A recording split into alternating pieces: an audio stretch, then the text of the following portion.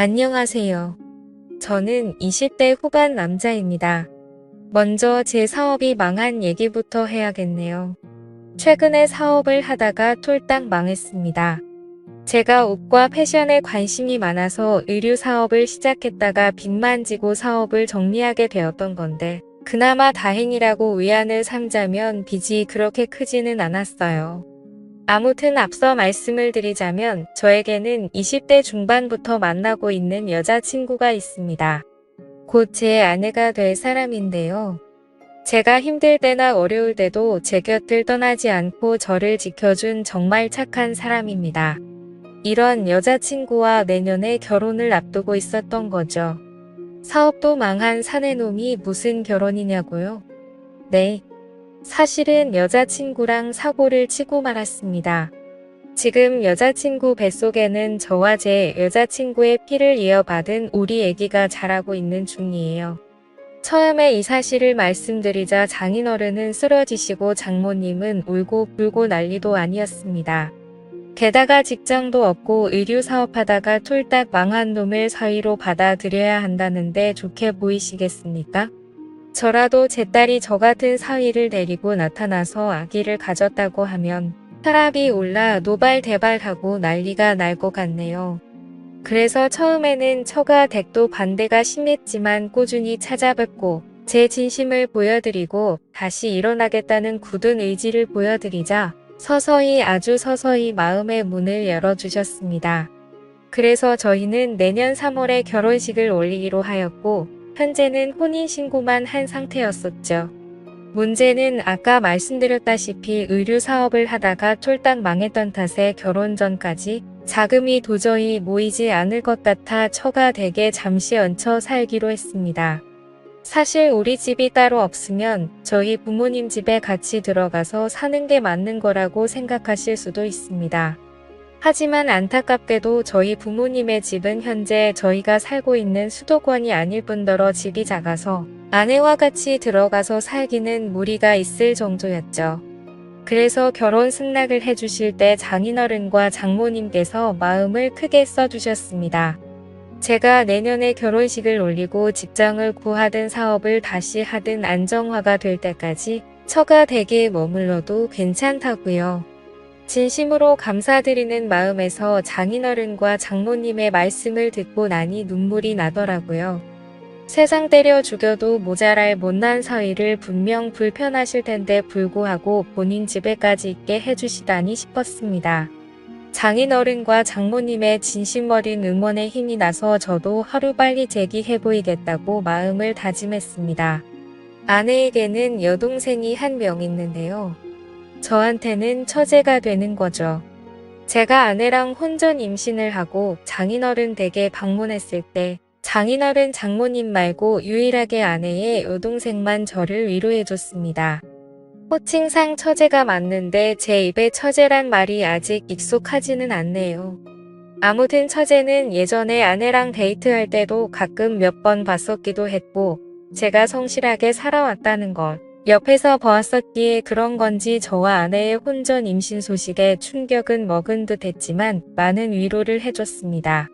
그리고 남자는 결혼을 해야 안정적이게 일을 할 수 있다면서 하루빨리 재기하라며 응원해주더라고요. 그런 처제가 많은 위로가 되어줬고 정말 많이 고마웠습니다. 그렇게 결국 저는 염치 없지만 제 짐을 챙겨서 처가 댁에 들어가게 되었던 거죠. 제가 도착하자 처음에 저에게 화를 내셨었던 장인어른과 장모님은 저를 따뜻하게 맞이해 주시고 제가 최대한 편하게 지낼 수 있도록 많은 배려를 해주셨습니다. 하지만 생각지도 못하게 처가 댁에 들어와서 지내는데 장인어른과 장모님이 문제가 아니었고 처제가 문제가 되었네요. 제가 처가댁에 들어갔을 때가 따뜻한 날씨의 봄 무렵이었는데 처제가 옷을 너무 짧게 입고 돌아다니는 겁니다. 한 번은 제가 일을 일찍 마치고 오후에 집에 들어갔는데 처제가 티셔츠도 안 입고 있더라고요. 눈 마주치고 서로 얼마나 민망했는지 모릅니다. 그것도 처음에는 좀 민망해하고 옷을 챙겨 입는 신용이라도 했습니다. 그런데 제가 처가 댁에 온 지 한두 달쯤 되자 처제는 그냥 보려면 과하라는 식으로 별로 대수롭지 않다는 듯이 가만히 있더라고요. 제 아내도 괜히 처제한테 형부도 있는데 옷 좀 입지? 라고 하면 아 더운데 어떡해 라고 합니다. 사실 처제의 몸매가 막 모델처럼 좋거나 그런 건 아니거든요. 보면 조금 민망합니다. 제가 얹혀 살려고 들어온 주제에 이런 얘기를 하면 안 되지만 상호간의 예의는 차려줬으면 좋겠다 싶은 심정이 있었어요. 처가 댁에 몇 달 있다 보니 이 집안의 특성인 것을 알게 되었습니다. 사실 연애를 할 때도 제 아내는 여름만 되면 유독 더위를 많이 탔거든요. 그래서 늘 에어컨 나오는 카페로 피신하거나 시원한 바람을 좋아했었는데 아내가 이런 이유가 다 있었습니다. 가만 보니 장인어른과 장모님도 이 가족분들이 전체적으로 더위를 엄청 타서 힘들어 하더라고요. 제가 느꼈을 땐 크게 덥지도 않은데 아 덥네 더워 죽겠다 이런 얘기를 많이 하십니다. 그래서 처가 댁에 방마다 에어컨이 있어요. 거실에 큰 에어컨이 한 대 있고 방마다 1대씩 해서 총 4대가 있습니다.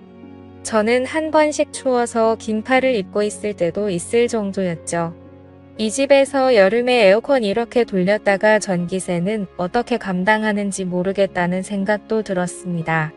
아마 버는 돈 쪽쪽 전기세로 나가지 않을까 싶더라고요. 그러다 최근에 진짜 감당 못할 일을 겪고야 말았습니다.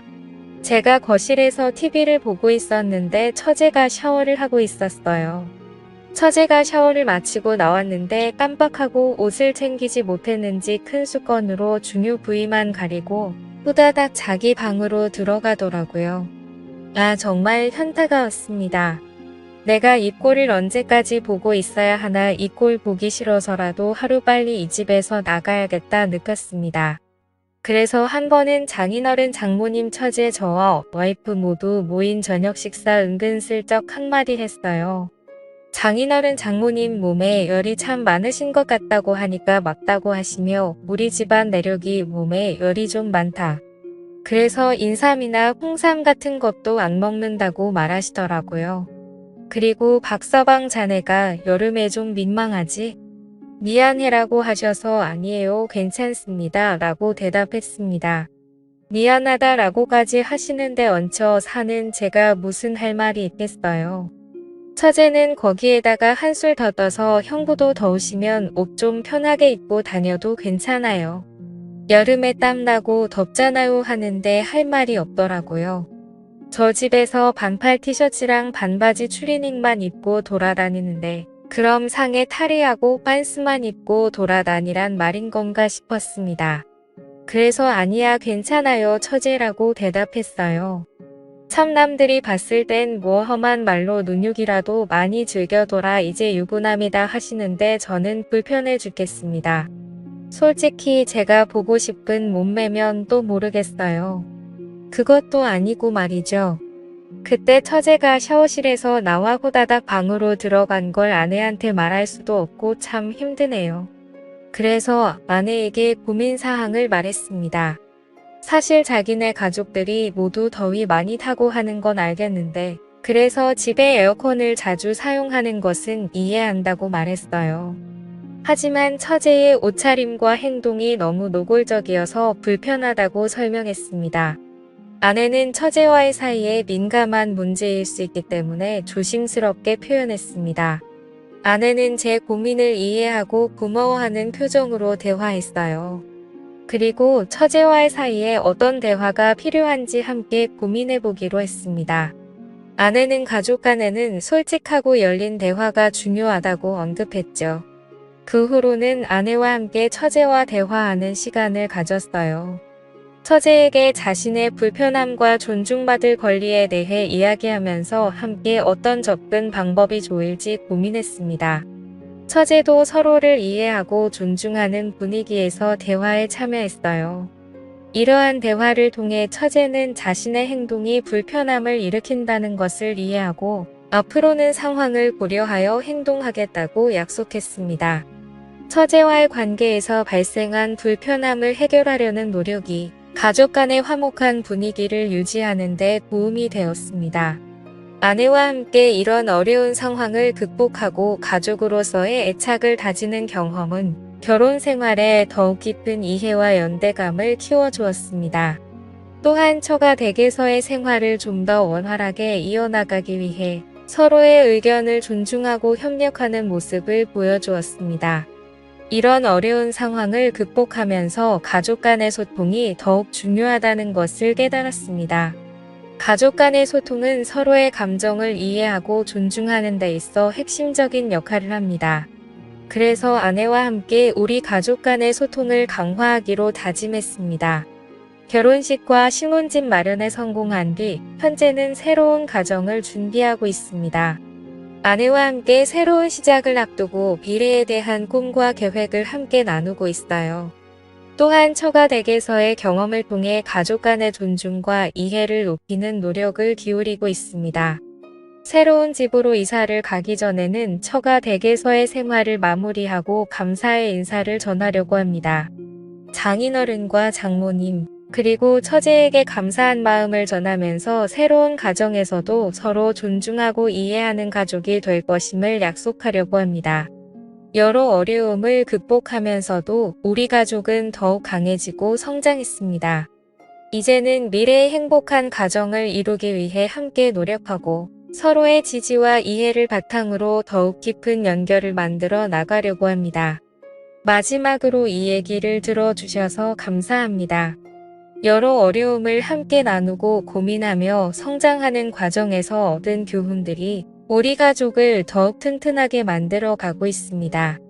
앞으로도 서로를 이해하고 지지해주며 행복한 가정을 만들어 나가고자 합니다. 감사합니다. 행복한 하루 보내시길 바래요.